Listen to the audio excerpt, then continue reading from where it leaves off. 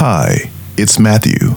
Wherever you are right now, I'd like for you to stop and look around you, whether you're in the gym, at work, whether it's day or night. Look around you. Now, if you're driving, definitely don't stop, but look around you and notice where the light is coming from.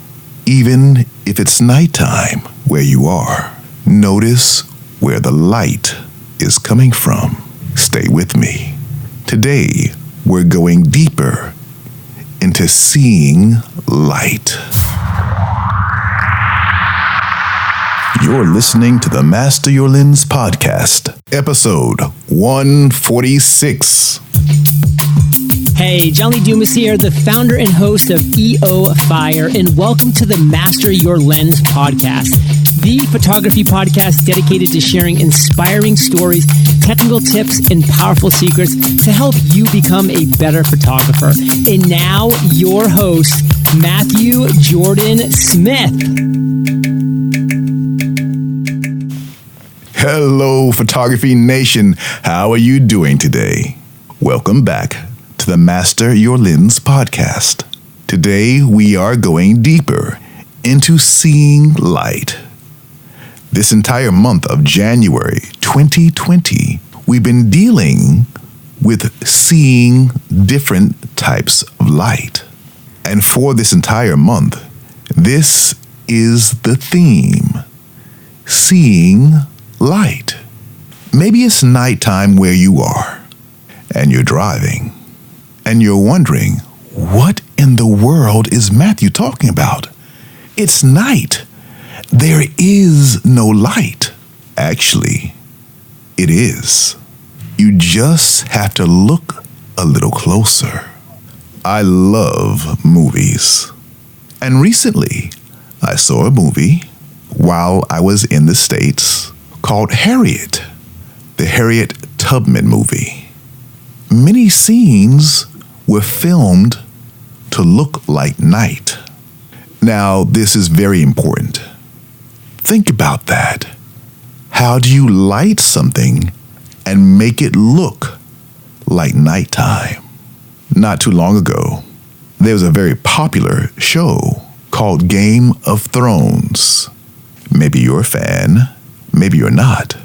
In the final season of Game of Thrones, a lot of people were complaining about how dark some scenes were. Now, I agree. There were a lot of scenes that were filmed in very low light.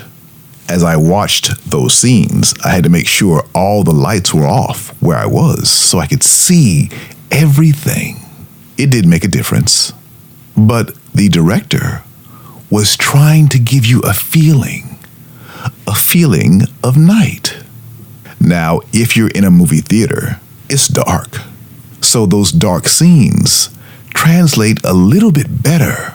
As I was watching Harriet last week, I thought about that.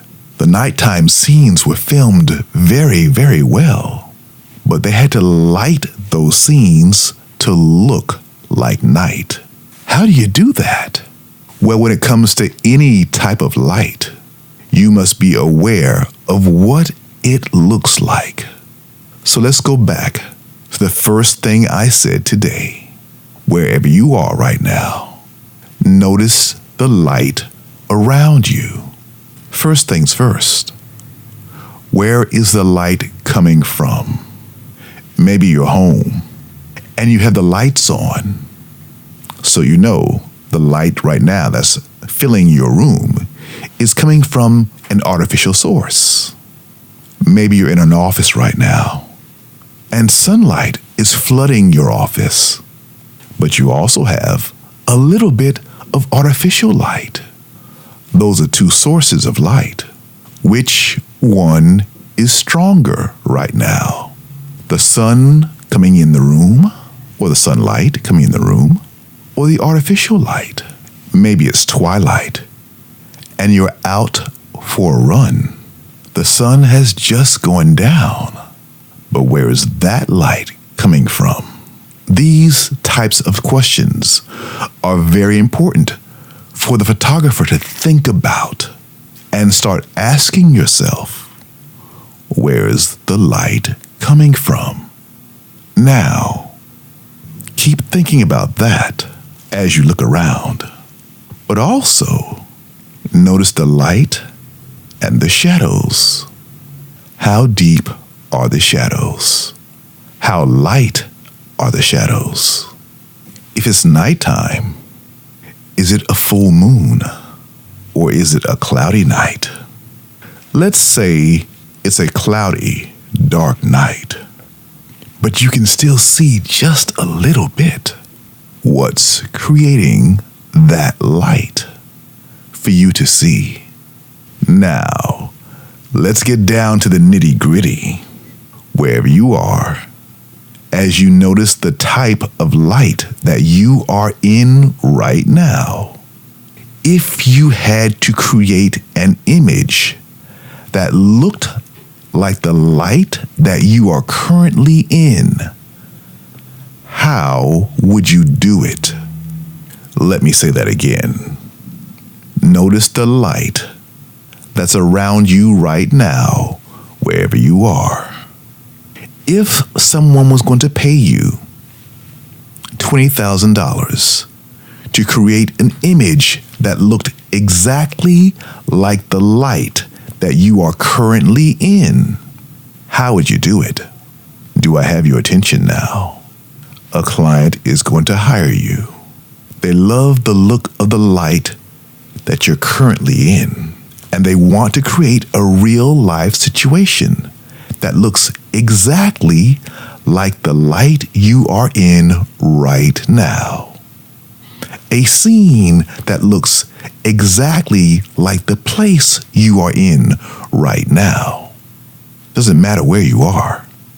Maybe you're in your car driving, and there's bright sun, and your client wants to create an ad of a person driving where the light looks exactly like it is right now. How would you recreate that light? Look around you, look at the light, and look at the shadows. What direction is the light coming from? Let's forget whether or not it's flattering light or not for the moment. We're only talking about recreating the light that you're in right now. How would you do it? Before you can begin to do anything, you need to understand what makes this type of light. Why does it look this way? What's creating the look? Now go deeper also than just the light source and the shadows in the room or wherever you are. What's the surroundings? Is light bouncing off of anything? Are there white walls around you? Or maybe you're in a gym with dark walls. Or maybe you're just outside taking a walk. Is anything reflecting light?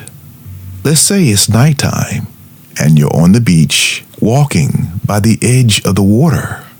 What's creating the light around you? Is there light on the ocean? Is there light on the sand? And where is it coming from? This little exercise in looking for light is going to help you learn how to see light more often. It's going to teach you how to be creative and think about light differently. And if you do this all the time, it's going to teach you how to find your favorite type of light, your favorite time of day or night. Now we're all different. So it will do no good to ask somebody else what's their favorite time of day. You need to ask yourself, what's your favorite time of day? What's your favorite type of light? And how can you recreate that type of light? I did a shoot last week where I'm inside and I'm recreating a type of light. And yes, it's one of my favorite times of day. But before I can recreate that type of light, I've got to know what it looks like, what makes that light feel a certain way, and what makes me love that type of light. This week, I want you to do me a favor. Discover your favorite type of light. And do this by being aware of the light all day and all night. How do you feel in certain types of light? Right now, in certain parts of the world, it's winter. And sometimes during winter, it's cloudy and overcast, and those days feel a certain way. Other times, it's really crisp with blue skies, very bright, still very cold. But those days, even though it's cold, feel very different than when it's overcast. It makes you feel different. Let's go with that for a minute. The feeling in the light. Earlier, when I talked about those dark scenes in Game of Thrones and in the movie Harriet, those dark scenes where they're filmed at night, they make you feel a certain way. And the directors, they know that, which is why they created the scenes to feel like night.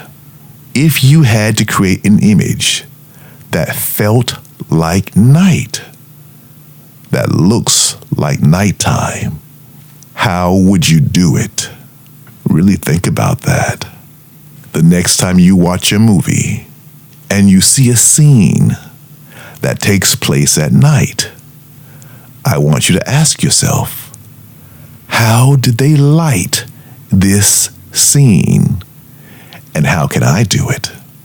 There's a mood to every type of light, and that's very powerful. So imagine this. If you could create a type of light that you use all the time, how powerful would that be? Because you're not just creating light. You are creating and controlling a mood. And that's extremely powerful. When you learn how to see light, you learn how to create light. You also learn how to create mood. Imagine if everybody felt great seeing your pictures and what that would do for you. For the next week, do me a favor. Start noticing the light around you and asking yourself throughout your day, throughout your night, how can I create this type of light? Trust me, you're going to love this process, and you're going to learn a lot. Now, if you want to go deeper into this journey of light, I'd like to invite you to join me in my free Facebook group and become a photography lighting ninja. In Facebook, look for the group Photography Lighting Ninjas. Here on the podcast, you can hear me, but we are talking about light. Join me on Facebook in Photography Lighting Ninjas, and let's go deeper together. Oh, and by the way, let me give you a little hint on how to really find out about light. As you're going about your day and you want to recreate a certain type of light, it would be a good idea to have a light meter with you. This way, there's no guessing. You can find out exactly how that light is registering and how you can turn that into any image you want. Today, we have incredible meters that are able to read low light. Use a light meter and measure your light. You'll be blown away by what you learn just by carrying it around with you every single day. Even when you don't have your camera, a light meter can teach you a lot. All right, Photography Nation, I want to thank you for, again, being here for the Master Your Lens podcast. I enjoy this time with you every single week. Please keep coming back. And do me a favor, subscribe to the podcast. And if you like it, tell a friend. This year, let's grow together in becoming better photographers, better at seeing and using light. I'm Matthew Jordan Smith saying, always dream big. Bye for now.